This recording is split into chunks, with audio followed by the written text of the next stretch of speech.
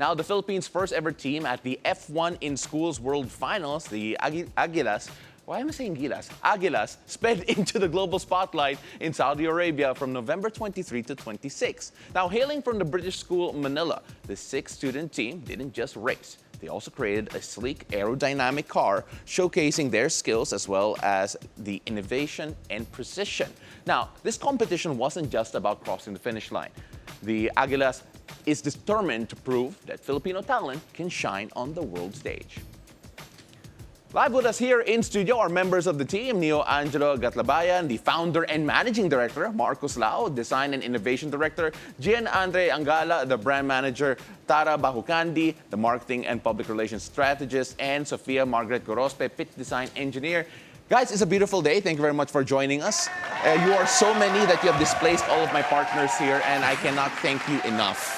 All right, so let's go first to Neo, because I want to ask what inspired you first to join this competition. Not a lot of people would consider joining it, but here you guys are representing the Philippines for the first time. Yes, sir. Actually, yeah, we really just wanted to do something to do with STEM because at least something we wanted to do for sure was put our skills that we learned, I don't know, through school or whatever experiences we had, and like put it into an actual thing that we could see. And a car that can race is exactly what we were looking for. Yeah. And it just so happened that like I think 2 years ago I came across F1 in schools, and me and my friend, who's unfortunately not here with us today, he's alive. Yeah, I like how you clarify that you didn't kill off your friend on TV, but yes, go on. Yeah. But yeah, we emailed F1 in Schools UK to see if we could get involved somehow, and they actually forwarded us to F1 in Schools Thailand, and ever since then, that's when it started. Yeah. And you know, that whole process, I'm sure, must have been so exciting for you guys. For Marcos, sure. in particular, there had to be a design process, and your role is design and innovation director. Grabe mga job title ninyo. But Marcos, just what are the steps that you had to take to go through this, and of course, how did you learn so much about cars and what you need to do for this particular project? Yeah, so I think the first thing that we really did was, we invested in ourselves. We learned all the CAD skills needed to be able to design and, make our car in the first place. And something that Neo did as chief engineer as well was he made all the engineers get together and design their own cars. So let's say for the car body, that's what we did first. Each engineer designed their own car body, and then we tested all these car bodies with the same wheel set, with the same front and rear wing to test which one would give us the best results. And then from that, we took that best car and incorporated all our other ideas onto it to make it as fast as possible. And then we just repeated that process for each part and component of the car. And yeah, and that's how we got the car that we have today. All right, perfect. Andre, I want to talk to you now because you're the brand manager of this group, right? And I'm just really curious about the whole preparation that you had to do from start to finish, especially when you got the role. Just what process that you guys had to go through to get to this point? Honestly, we had to do so many things, but one of the key moments for us was especially pitching to new sponsors and new big conglomerates. And all of us are high school. Sorry, can you hold the mic up? Sorry. Yeah. All of us are high school students, and it's all of our first times to do this like big actions. And to us, it's a new thing, and it's very wonderful for all of us. And I'm not ashamed to say that we've faced multiple rejections. I could say for every one successful sponsorship gain, we face at least 3 rejections. Yeah. And it's disheartening to an extent, but then I can say we learned many lessons from this. We learned how to overcome adversity. We learned the power of teamwork. We learned how to cater sponsorships. And I think that's the most important thing of this. It's not necessarily building the fastest car. It's about learning the extra skills and talents that we can bring in our future endeavors. Yeah, learning how to deal with rejection at a very young age, Yeah. I cannot emphasize just how important that is Yeah. for many reasons. But Tara, since you are working with the marketing public relations, just in coordination with that, of course, you have all of these patches on your jackets right now because of the sponsorships that Andre helped get, and of course, the public relations that you needed to do. In fact, you're here on this show, so that's part of the job. But at the same time, what were your key learnings, especially from this particular period? And what do you think was the biggest thing that sold your brand, this team, to others?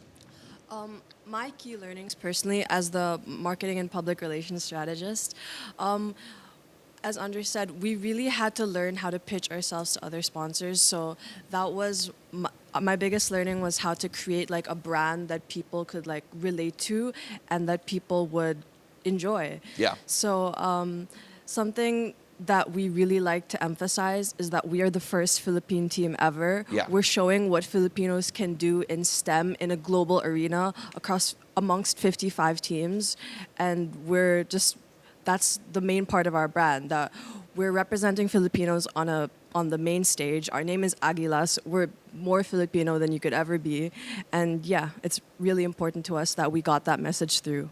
And of course, Sofia, your job title here is very F1 specific. That is pit design engineer. For those who are not familiar with what a pit design engineer does, what is your role, and just what were the challenges that you had to face here for F1? So as a pit design engineer, what I had to do was design our pit display, which is part of the criteria in the pointing system for F1 in schools. And for that, we really had to showcase our brand and team identity. So with that, we really wanted to showcase our Filipino spirit. So we used our Filipino colors. And other than that, we also had to ensure that we emphasized innovation. And with that, yeah, I think we just really tried to bring in all our team elements all together and really showcase our ability to show the Philippines in a very global scale. Yeah. You know, I could only imagine just how giddy you must have all felt being in that situation. I'm an F1 fan myself, just watching the races. You know, just seeing McLaren actually coming up on top for me personally was a big deal. And just looking at what you guys have experienced, this is for anyone really. Has your experience in F1 opened up a door to maybe dipping your feet into this in the future? And not necessarily the roles that you do have, but then trying your luck in being part of that world, that world of Formula One. Has anyone been influenced by that here? You have. Of course you have. You started this. Of course you have. All right, so tell us a bit about that. First of all, the experience, and of course, how has this influenced you personally? Yeah, I think for sure, a really big thing that I think we all understand as a team is that when we were making all our portfolios, preparing our car, designing it, manufacturing it, we were doing this as a team, just us. But at the World Finals in Saudi Arabia, we really met all these amazing, talented people, just like our team. And just knowing that there's this community of people who are very willing to share all their ideas, all their innovations about their cars with us. If that's like a microcosm of what the actual F1 is, we're all, I can say for certain, we're all interested to hopefully do something like this again in the future and like on a bigger scale. Yeah. You know, Andre, I could only imagine you were dealing with sponsors, you were dealing with trying to work with people trying to help finance all of this. Would you do anything differently? You're the one who mentioned rejection, by the way. So I wanted to figure out if you would do something differently with the whole process that you went through. Honestly, in terms of sponsorship, it would probably be learning how to cater to sponsors early on. Because we were kind of going through a shotgun approach at first. We were just going like, oh, this is us, why you should support us. Sorry, can you hold your mic up again? Oh, yes. Yeah. We were just doing that essentially. But after time, we learned that the most important thing is targeting your sponsorship, targeting your pitches to specific companies, which really helped us. And I think a bigger part of that is about the sustainability effort. We really emphasized the importance of sustainability in our pitches, and that's what I really think helped. Yeah. Yeah. And of course, I was looking at all your job titles. I'm trying to figure out who had the most stressful job here. And outside looking in, I'm going to guess the finance chief also had a really hard time, Marcos. There's a smile from everyone. I think I may have got that right. But is there anything that you felt that, okay, maybe we could have done this better, and maybe this is going to be one of your personal biggest learnings from this experience? Yeah, I think, in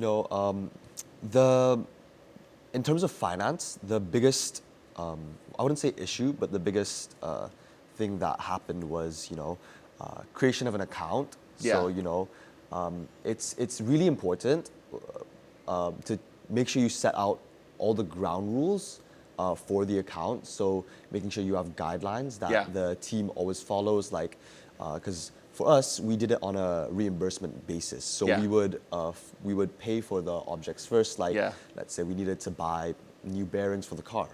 We would pay for the objects first, and then we'd get it, and then we'd repay the person from the account. You know, and that was something new to me, because I'd never done this before. This is Yeah. my first time being finance. Yeah, something, all the parents watching us right now are now screaming at the TV saying that's what it takes to be an adult.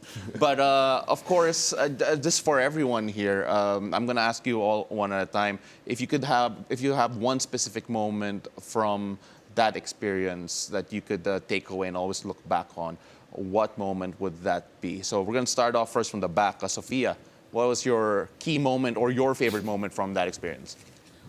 So me, I think being the team member that was here while they were in Saudi Arabia, I was watching live with our classmates, Yeah. and I think one of the best moments really was seeing them win. Yeah. Like, even though I wasn't there, I could feel the joy and excitement from the team, and I felt the pride for our country. And I think that really put us a step forward in showing the world what we can do in STEM as Filipinos, yeah. All right, Tara? I know I've talked a lot about like the serious stuff, but personally, as a huge F1 fan, my favorite moment was going to the paddock and, first of all, meeting Fernando Alonso, two-time world champion. I mean, who doesn't want to? So that's the one moment that I just have to like breathe it in. Yeah, and we saw the photos a while ago, and I can guarantee you a lot of people are already jealous of you, I including can me. tell. Yeah. Andre, how about you? Okay, first of all, shaking Fernando Alonso's hand. My number one. So she had a photo, you shook the hand. I shook his hand. All right.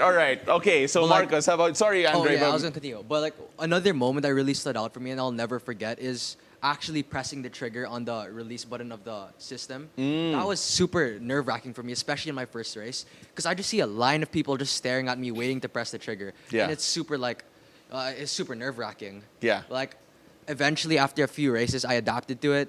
I learned how to click it quicker, and I found strategies to make my brain operate at a faster pace. All right, and of course, you got to be faster in F1 for sure. Marcus, how about you?